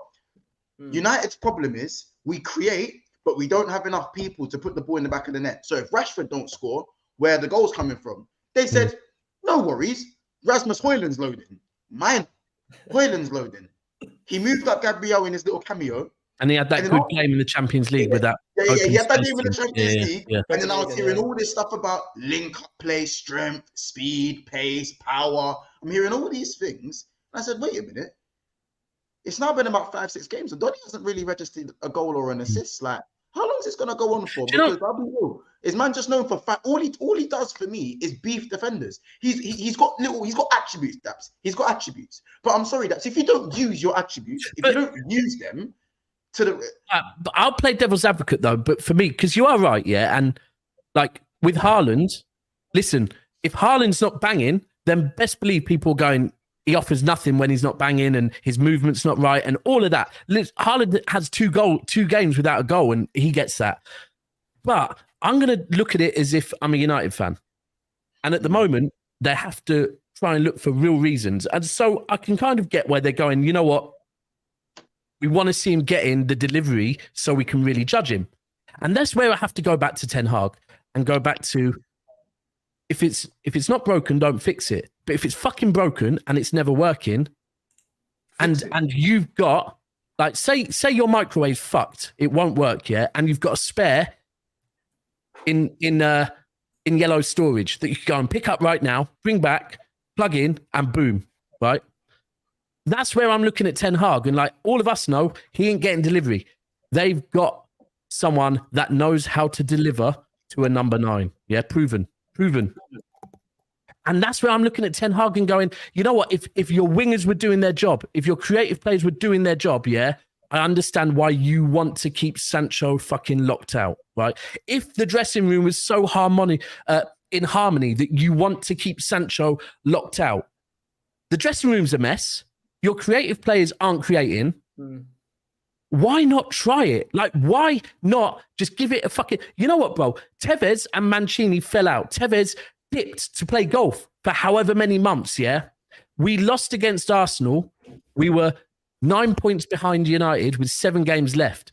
We fucking fixed it with Carlos Tevez and said, come back. And we won the league, right?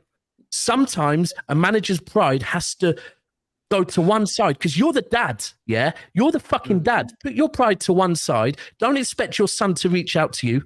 You reach out to him, yeah? And this is where I think it's so mad that they have someone that they can try in that role. And that's where I can hear it on all of the players. But for me, why is Ten Hag not reaching out to Sancho? It's mad.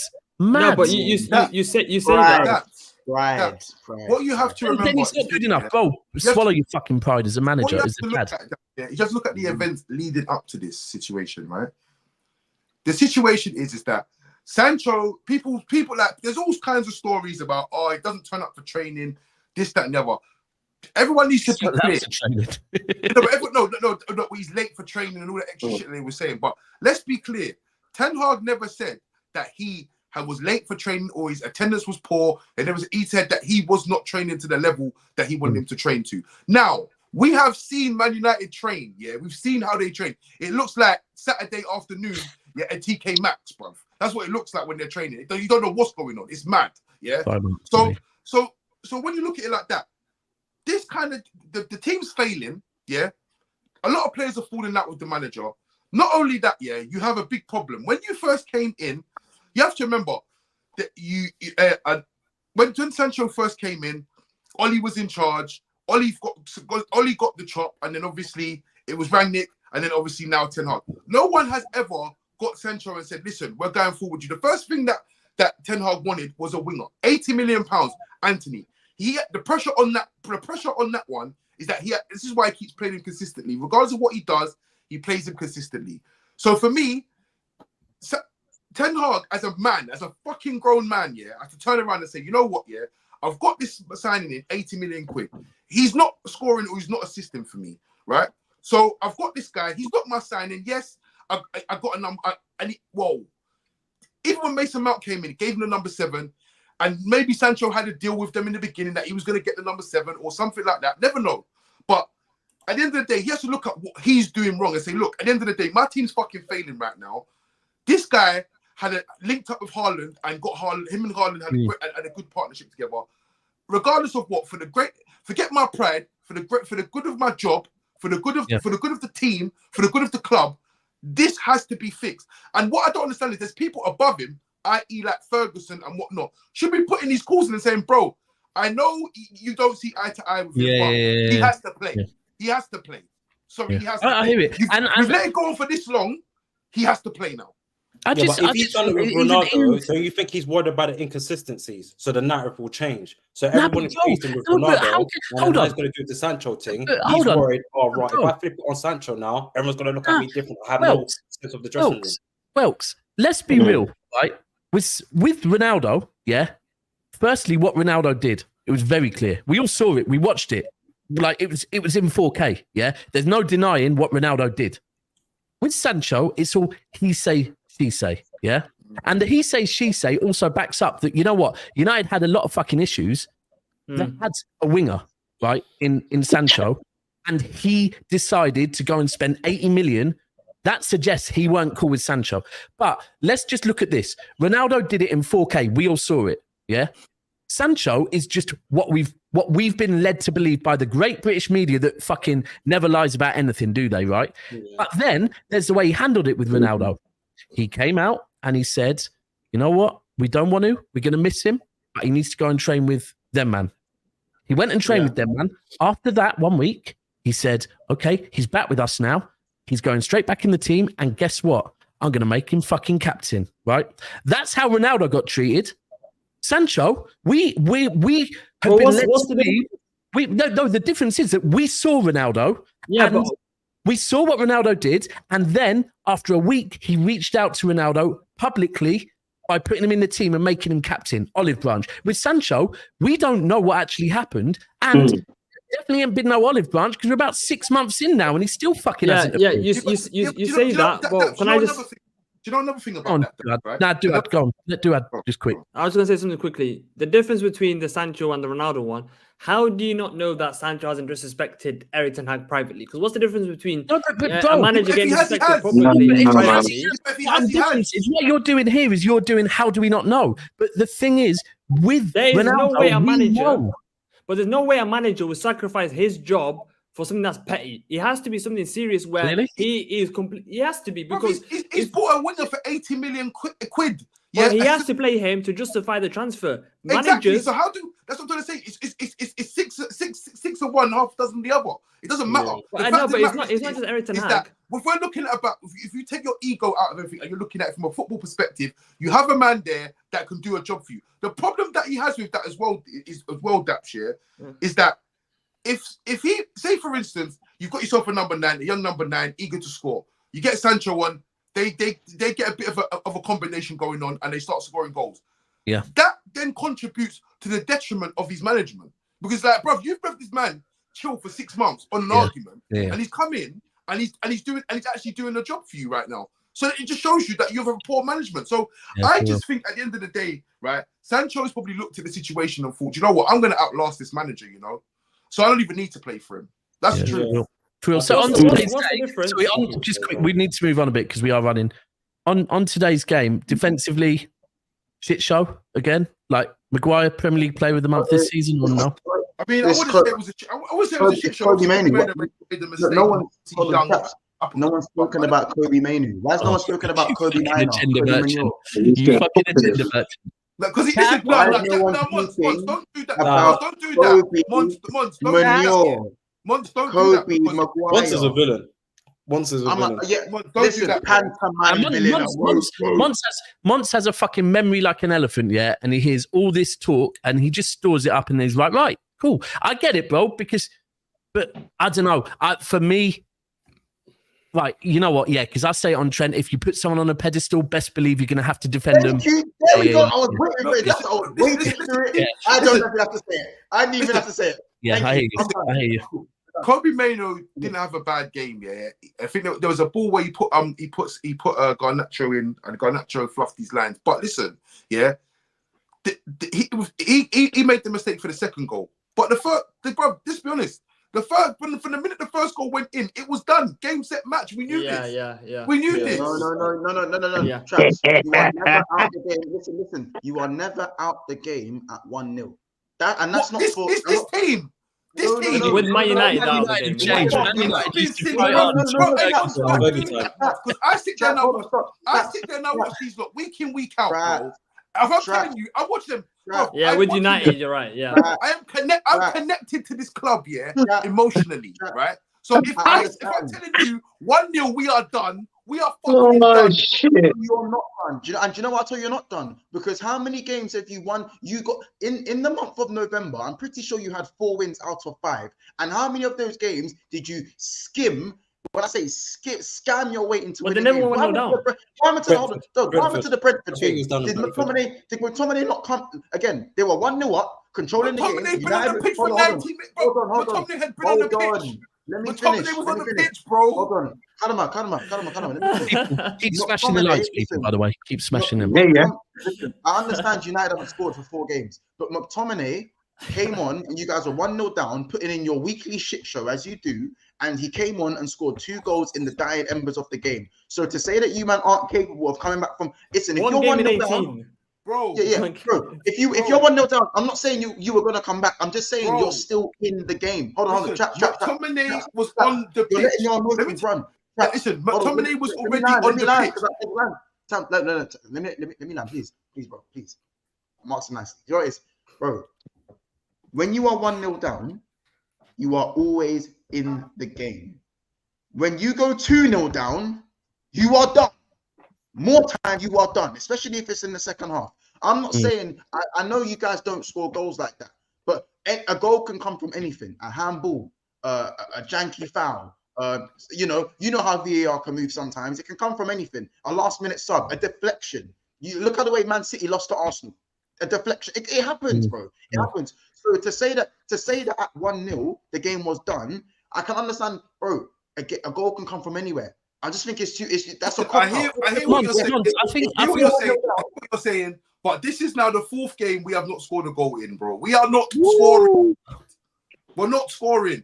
That's the little special move. The little special move of bringing Scott McTominay for 10 minutes. That was spent because he starts now. Yeah, we ain't got that move no more. You know what? I think the bigger thing is, I think the bigger thing here is, I always think that the way fans are is a reflection of the club in a way, And I think here, the fact that, like, I joked about the Fergie time thing, but we knew that. Like, Man United fans knew it, the players knew it, the managers knew it, the commentators knew it, the other team knew it, Until that fucking whistle goes, we're still in this game, right?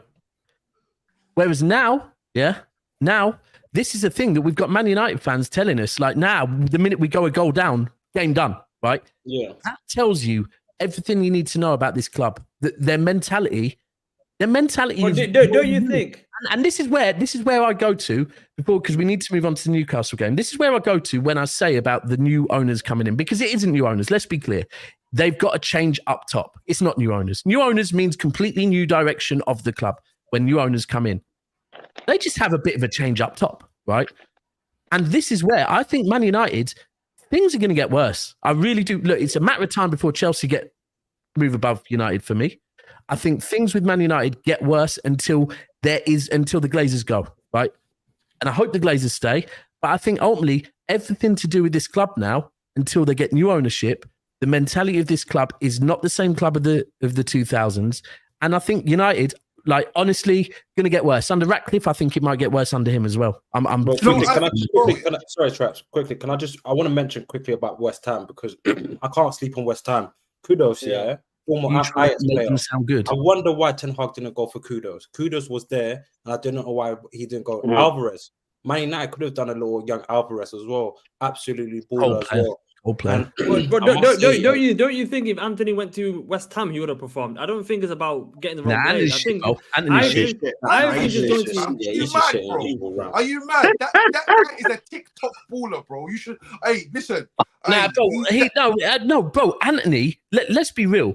You know, like when you see these, what are they called? The people, the skills footballers, yeah, freestyle footballers. They don't make it as footballers, yeah. They're just good at doing tricks. But the truth is, Anthony's not even that good at doing fucking tricks, bro. Like he's Anthony should be in Westfield trying to nutmeg people, bro. That's what he should be trying to do. That's what he should be doing, bro. That's what he should be doing. Yeah. What, rolling it slowly as someone walks along.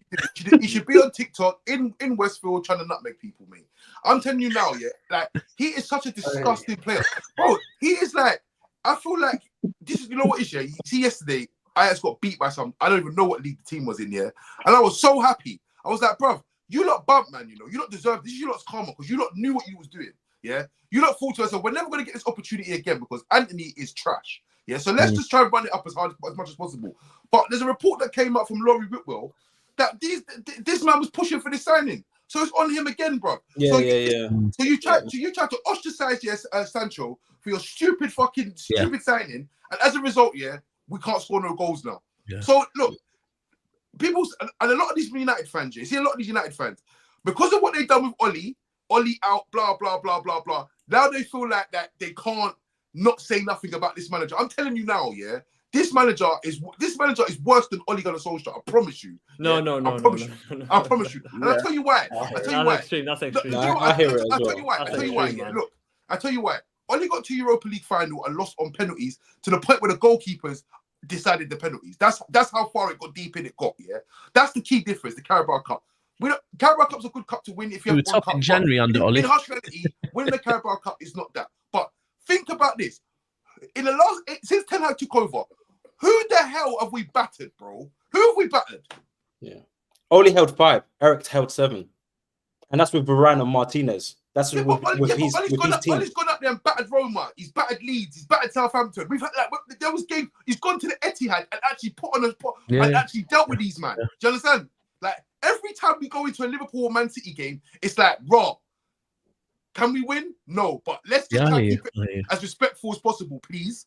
Like, do you know what? I honestly believe with Ten Hag, there's a bit of a, in hindsight, and I fell for it as well, to be fair, but I think there's a bit of a beautiful game. What he did at Ajax, it was like, football purist. And so because of that, he's been given more time. Because let's be real, if all of that is true, the whole he's a tacticianist, football purist, can work with young players and do all this great stuff. If all of that is true, last season, what Man United fans talk about is not the beautiful football. They talk about winning the Carabao Cup. So only everything he sold is fraudulent. Yes, he got a trophy. He got a trophy not by doing what we thought he does. He got a trophy by frauding it. Ultimately, go on, Mons. Let me tell you something as well. You see these Dutch managers, These Dutch managers, they need to get blacklisted. All of them, they need to get blacklisted, right? Because LVG gets a blind because LVG gets a blind. Yeah, I'm onto him. LVG gets a blind. Yeah, I'm onto him. But even my man, what was his name? What was the one that went to Barcelona and I'm absolutely stunk? What was his name? Oh, just a reminder that Johan Cruyff. Coleman. Yeah. Him, yeah. Then you got listen. What you remember is you see fucking Frank de Boer. Frank de Boer came in and stunk. Yeah. Worst manager in the history of the Premier League, yeah. And then you got this guy breaking records left, right, and centre, yeah.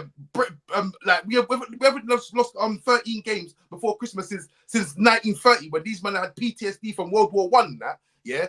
This guy, yeah, it's like this Frank de Boer guy. He won 4 leagues at Ajax, Four leagues, bro. So don't go on like this. This is what I'm trying to tell man. When I say man's a nobody in English football that's come and improve himself, man, I tell him I watch the Dutch league.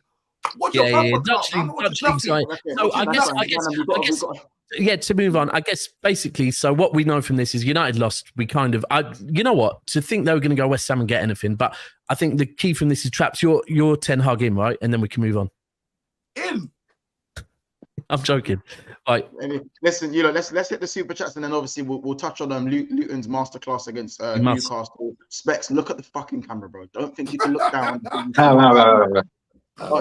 think you put them spectacles back on. Do you know how to get the how to get the other picture in the last box? Is that a casting? Come on, bruv. I've got a break from cast today. I know we're gonna do.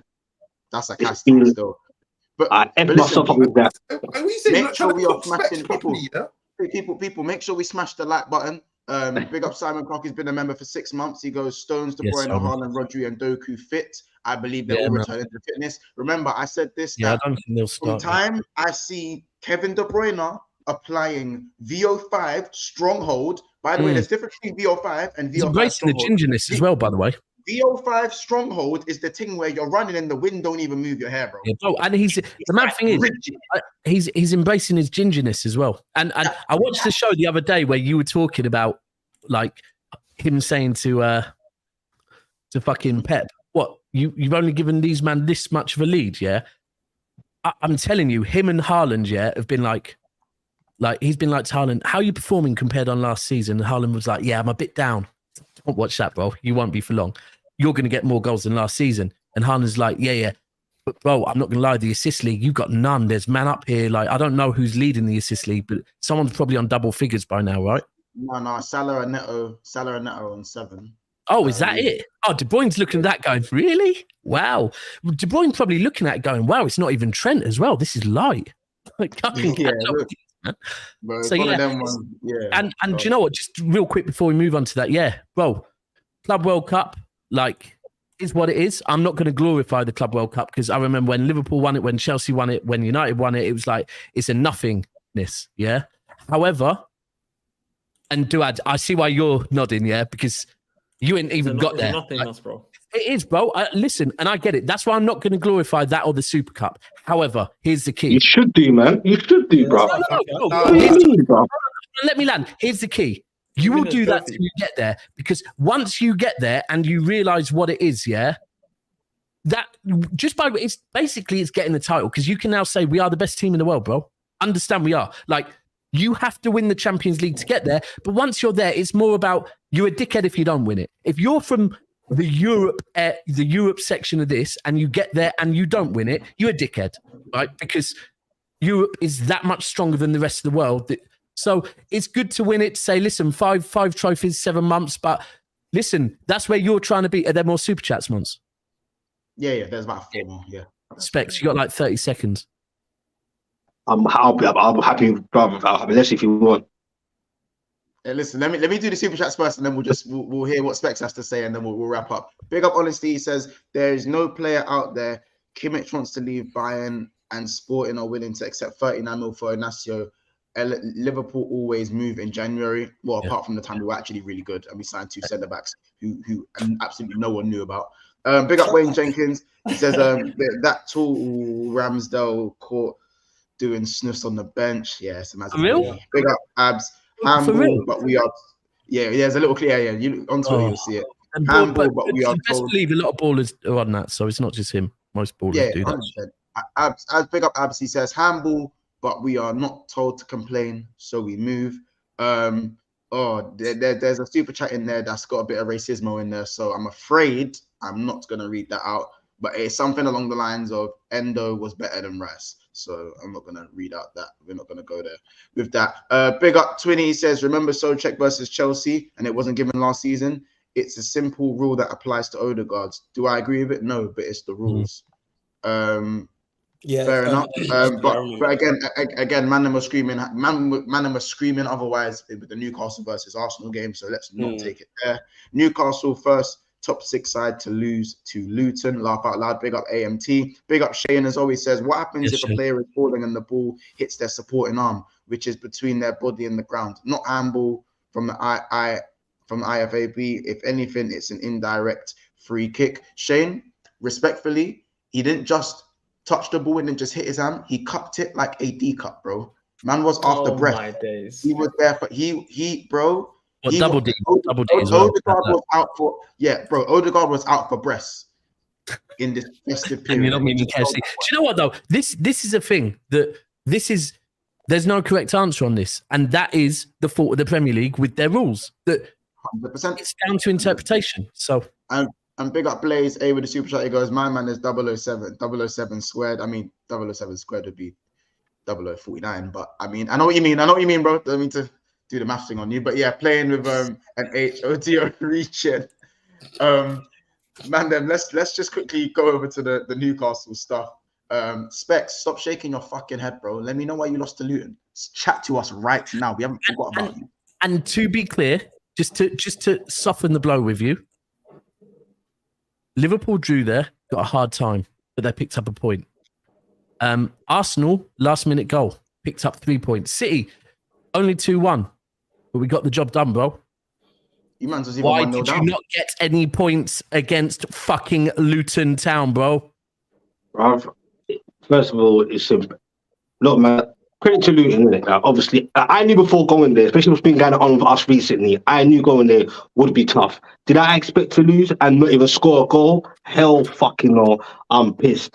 I'm not going to even use injuries or anything as an excuse. I saw the lineup. I was pretty happy with it. Some players are coming back, are back in there. Isaac was on the bench. Wilson was there. Bro, from the whistle went, Luton, especially in the midfield, they had better intensity, better urgency, and they were just on it. They were just on it more than us throughout the whole game, start to finish. The amount of times we lost the ball in midfield, bro, seriously, someone even said it before. It looked like at times Luton were prime Holland. Did it look like maybe Eddie's lost the players? No, not at all. He didn't lost the players. I just think, you know what? Like I said, especially after that game, just looking at it, I'm just thinking, like, it's a big learning curve for me as a football fan, anyway, of my team, or where we're trying to go. I was just like, this whole Champions League thing, and trying to fight on all four fronts with this squad and the injuries. Pardon? I was like, whoa, I think he's just mashing us up. I know. I'm actually grateful we're actually still in sixth place. Sorry, are you saying that the thought of that, unless you really think you're ready to compete in the Champions League, imagine someone said that to you a while ago. Imagine someone said that to you that. No, I know. I'm going to get to you, bro. And it's not only you, a few other people who called me naive before. Maybe I was overexcited, isn't it? I do genuinely believe if all our players of, let's say, wishful thinking, fully fit as they were last season, it'd be a different thing. But the reality is it's not going to be, because we are on all. You'd be able to beat Luton. Yeah, but I think we could get a point at least. To get what I'm saying. Plus, it's the way we play, and the intensity. I don't think I think looking back at now, from the start of the season, we may have to change our play a bit in terms of trying to do the same thing, mad intensity on all four fronts. And we are where we are. This guy, we are where we are. And today I'm just looking at it and I'm thinking, I was getting mad on the watch along. I was just like, it's the shit. Like, today was a shit, bro. Like, it was all basic as well. It was all same old, pass to the flank, predictable, crossing, pointless crosses in. And yeah, like, it's just... Like, I'll give it to Luton, innit? But I'll say, like I said, the urgency. Sorry? Was Botman back? Is Botman back now? Like I said, players are back. Burn was back. Botman came on for the Cells in a bit of a niggle. Trippier started today. People are asking me, was it Trippier's fault? A goal today? It wasn't his fault, even though the corner came from him. But it's not about Trippier today. It was his fault. No, it's not his fault. It's not his fault, but it just came from him. What I'm pissed about, though, was even before they took the corner, I said, focus Newcastle, because Luton, when it comes to corners, you saw they done against Arsenal, that's their go-to sometimes. And when the corner went in, two players are under the player, completely miss it. Andros Townsend, he ain't got a full proper contract at Luton, gets the clear header. And it's fine. I think Eddie... He's against us back like no, I didn't say he's not a good player. I'm just putting things, bro. I'm weighing up things. Look at Luton, bro. Bro, that's last season. I'm weighing up in reality this Newcastle and Luton, isn't it? Like, if we go on paper, let's look at it. You're telling me Newcastle can't get a fucking goal? Are you insane? And we scored a goal and it was inches offside with Isaac. And yeah, I'm pissed, bro. Like, I think Eddie. I think Eddie today had a bit of pressure on him, or feeling something, because he very quickly changed it. He took off Lewis Miley. No. Do you think, like, away from this result, yeah, because it's bigger than this result. Do you like worry a little bit that your form is not good at the moment? Like, and I do get the player thing. The player is relevant, and do you know what? Like, yes, we all have injuries, but I think to be fair with Newcastle and Tottenham, their injuries have been a bit mad. This game was about injuries. This game, I'm not accepting injuries for this one. This game, I'm not accepting that. You should beat Luton. Like, it's not even should be beating them. I knew it'd be tough, but just seeing what I'm seeing, it was shit. That's what it was. It's shit. Sorry? Is it? Because I think I'm not concerned about the foot. Your players are working hard. You can go. Do you know what? Was it a bit? Because I honestly think Newcastle. A lot of Newcastle is to do with the work rate. It's to do with the mentality and the belief. And they look lethargic now. They look lethargic now. Like our season's already done. Our season's already done out here, bro. Gordon's not pressing the same way that he was pressing before. Wilson's not pressing the same way before. I agree. When players set a bar, Wilson's frustrated. But go on.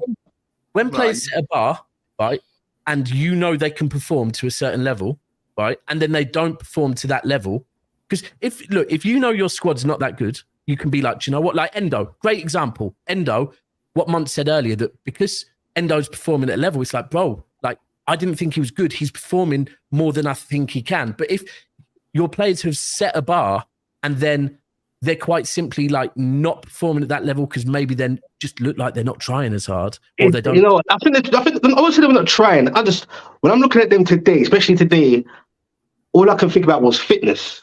That's what I was looking at.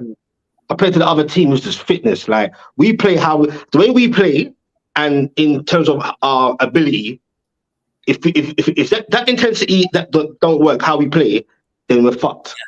And if Bruno's not on it, which he's doing a lot of reckless, sloppy passes, it's fucked. Andy Gordon, he ain't fit, bro. Gordon ain't fully fit. Like, you can just tell.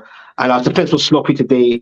And yeah, it's just one of them games where the school. You know, I was thinking. It reminded me of like Jurgen Klopp when he first came, when he tried to bring all that intensity football. There was certain man that just couldn't do it, and I think. And in your context, you might have got Champions League, and now everyone's thinking, "Wow, can Newcastle do it?" And I think with the start of the season, you guys were going with that intensity. I think it's just slacked with the amount of games. I'm going to always say I do care about player welfare. I think we play too much football, but that's another conversation. But I think with Newcastle, I think it just took a toll because yes, you should have won this game, but I think in context, I feel bad for Eddie because I don't think everyone Newcastle fans should say Eddie out because with his side, with his squad, not with his first 11, with his squad, Eddie can do little something. He did say that Lewis Miley? He said that he was always going to be in the mix of being in the first team. So, but I think now he just pushed him into the first team much quicker. Playing a lot of games, bro. He got chance. Yeah, you see them. Listen. See them barcodes over there, bro. Them barcodes got found out, bro. Yeah. See last season. Nah, you can't say that. We got found out. Come on, bro. Barcode in the corner. Just tell me. What did we get found out by? You man only get up for Man United, yeah. But I've clocked you, man. Yeah. You see, you man got found out last season. Yeah, you thought you could run about, yeah, and do that whole time wasting stuff. All in play for 40 minutes. Oh, really, bro? You don't have to play with your intensity. You man are getting found out now, bro. You man are not fit enough to do what you're meant to do. And that's why you man are losing games. It is relevant. This fitness thing. No. I think the Liverpool thing's so relevant because it took Klopp like a season just to get people up to this is level I want you to work at, yeah? It's that simple. My style of football, you require to be able to work at this level. And I do hear it. Right. The thing is now, I know you've got players coming back, but I believe because I was looking at it from our point of view, there's a bit of a break. I think like second week of January or something. I'm not sure, bro. But I don't go with the narrative of and you're going into the period where you're having to play every 3 days and whatever. But then when you come with that narrative, that's when, as you said earlier, sometimes it's not about an excuse, it's a reason. So when it comes into that, the amount of players we do have out and how we do play, unfortunately, we can't rotate or even rest or chop and change. Where most players will ask them to do the same thing over and over. Anthony Gordon is ridiculous. Rinse. Always plays Bruno, Joe Linton, rinse. Trippier. Look at him. I don't care what anyone says. He's done out here because that's partly to do with overplay and age. That's to do with shitty. I'm not having people saying shitty Trippier. Last season, people are raving Trippier was the best right back in the league and all this. Now I'm hearing certain fans come out and Spurs fans go, I told you, Specs, he's shit, he's shitty and all this. No, bro.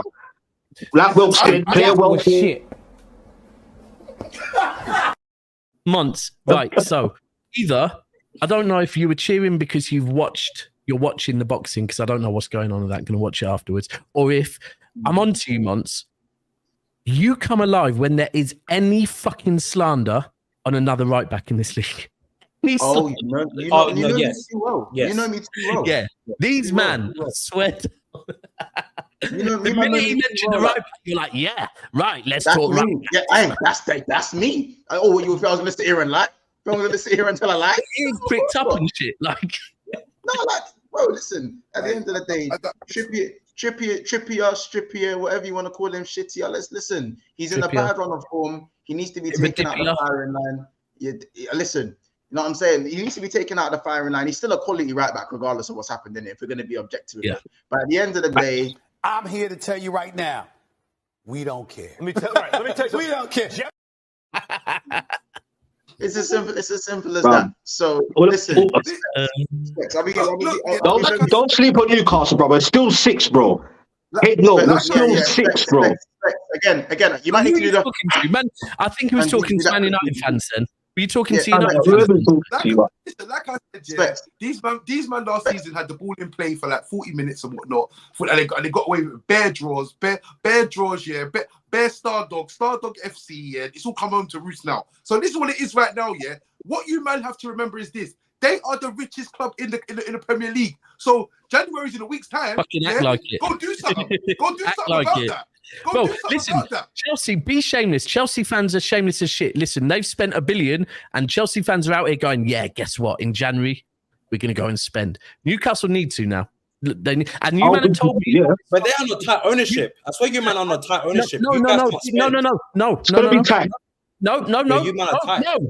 No. Because I got told by all of you about this new sponsor. Everything's fine now. So if you want to claim that, like you were celebrating that everything's fine, you've got this new sponsorship, now you can spend. Yeah. You must, because, bro, I'll be real. Listen, Eddie's done very well, and I'm joking with you. You know that. I do think Eddie's a good manager, but I do honestly believe, that if at the end of the season you don't have Champions League football, you have not reached a final or won a trophy, he's gone backwards. Right, whether people want to say, yeah, but we're ahead of the curve, he's gone backwards and questions will be asked. Rightly so. Yeah, rightly so. Why rightly so, though, bro? Yeah, bro, because you're the richest club in the world, yo. He doesn't get to ask questions. Sorry, Specs. I'm listen, you're still 6th place in that, but I need so much more. Luton and wait, weren't you guys at home? Wait. Our away form is absolutely dire, by the way. That's why I like what Twitty Hardaway says. Our away form is pants. If our home form wasn't even half decent, damn right it would be the relegation. That's because you can't go away, and keep the ball in play for 40 minutes away no more. That's right. You're trolling, man. That's nothing to do with. So what? That was our success for last season. So shithousery was our success last season. Big up 2040, which I go check. Hold on, Traps. Big up 20 says check the Premier League table. The Toons are actually in the relegation zone for away. I just said that. I just lived it. Specs. I went to Man United Newcastle last season. Yeah, you had your disgusting fans sticking their fingers out, all kinds of shit going on. Yeah, we've gone there, bro. I promise you now. Yeah, the football. Yeah, the time wasting was ridiculous, bro. Ridiculous. All right. That's fine, Traps. We have give to it Giggsy to the end of the season. Men, give it Giggsy till the end of the season. Him and Anthony will get on right. We'll see you soon. Make sure you subscribe, hit the like button. Love everyone.